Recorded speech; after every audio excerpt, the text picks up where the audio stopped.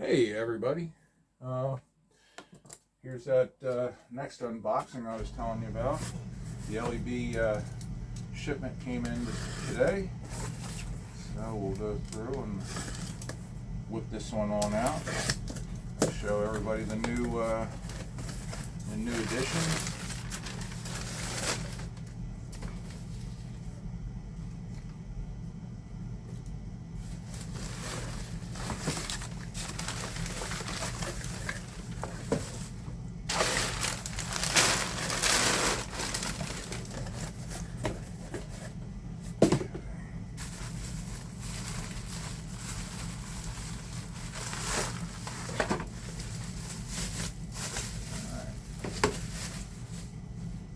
Some of you probably already had these on order.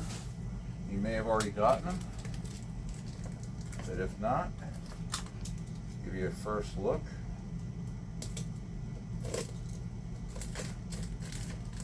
The latest in the historic line from NSR.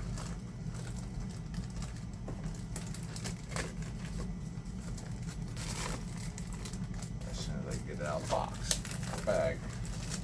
There we go. Alright, so here we go. NSR Formula 8689, number 12. Ayrton Senna livery. This is number 252 of 999 produced.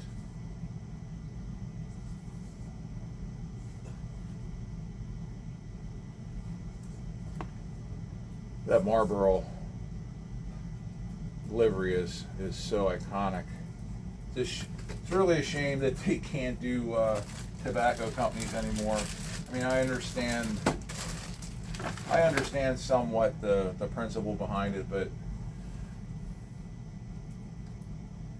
I don't know anyone. I've been 62, 61 years old, and I don't personally know anybody who ever started smoking or drinking because they saw it on the side of a race car.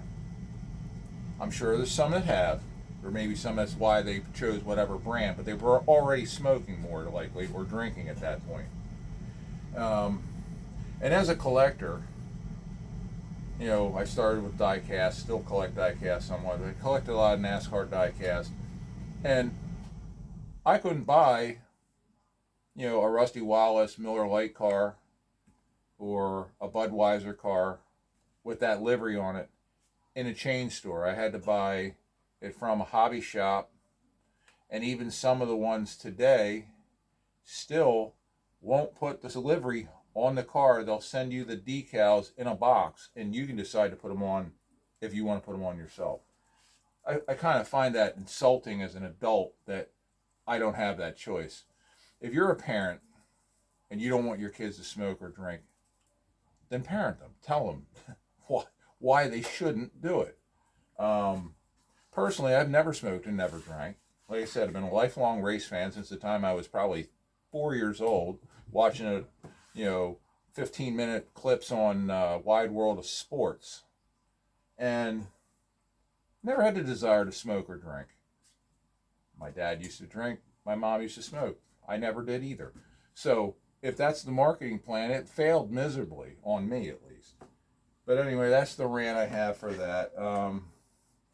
Again, these cars are really, really nice. NSR does a fantastic job with them. This is the Alain Prost number 11.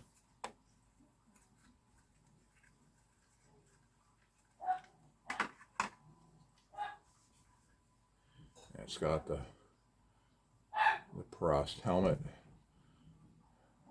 decoration on it. I'll have to set these up and get the axles set properly. But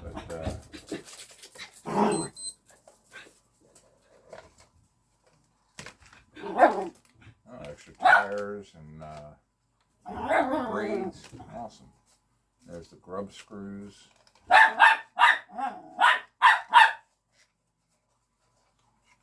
Okay. There's the Senna car with his helmet livery on it.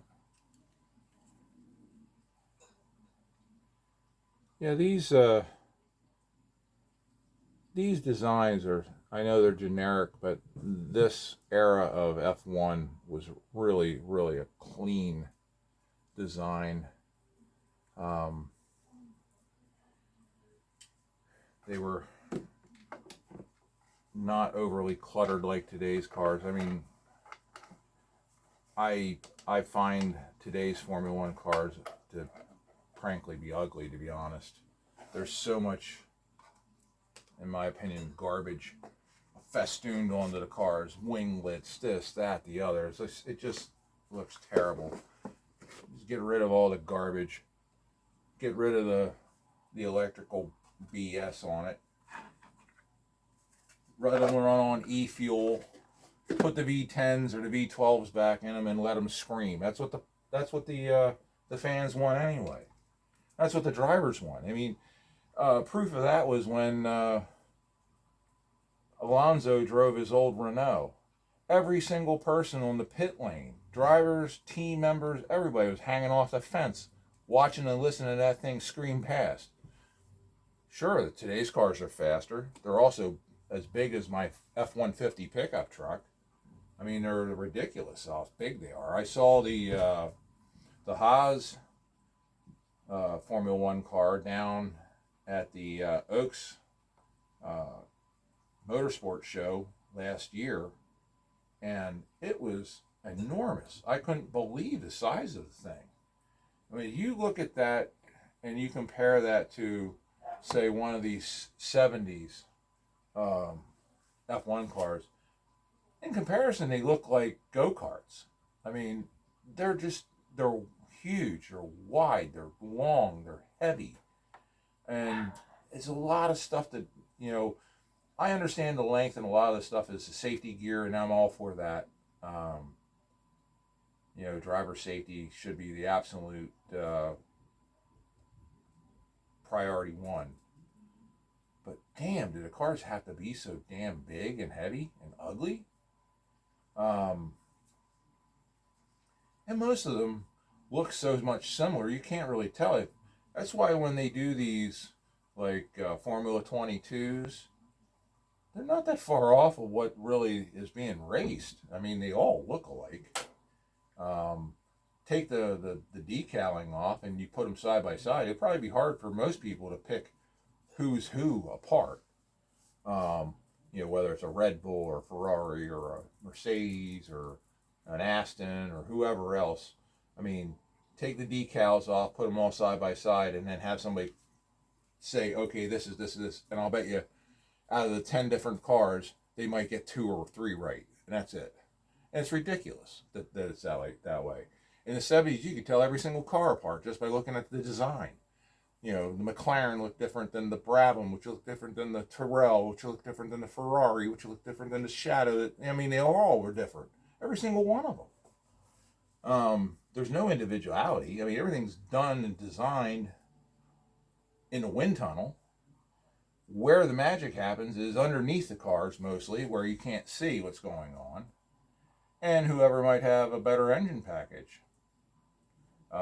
Suspension-wise. But as far as the body goes, they all look so similar, it's hard to tell them apart. There's no... it's almost like with modern cars. Modern cars, they don't have the soul that the old cars in the 70s had. I mean, and again, back then, you could look at a car and you could tell a Dodge from a Plymouth, from a Ford, from a Mercury, from a Chevy, from a Pontiac, from an Oldsmobile to a Buick, whatever the hell it was. I mean, you could tell just looking at it who made it. You didn't have to look to find the badge on the car to see who the hell built it. And I mean, that's what I think has been lost. And that's why with modern cars especially, they become more of a rolling appliance than they are anything else. There's no soul to them. I find it probably very difficult to believe that in 20, 30 years, somebody's going to be rebuilding a Hyundai Sonata. I just don't. Or much else from this era, with the exception of maybe the Mustang, the Challenger, and the Camaro, and a Corvette, if you could afford one. Anyway, that's want to wrap it up for this video, but I wanted to show these new additions. They just came in today. So I figured while it's fresh, I'd get them on camera, show everybody what's out. In case you're interested in them, I wouldn't wait on these, especially the Ayrton Senna one on the historic line. But there's only 1,000 being made, and who knows how many are already accounted for worldwide. So if you want one, don't sit on it, because it's liable to go way up in price more than what they already cost. So have a good one, guys. Till the next one. See ya.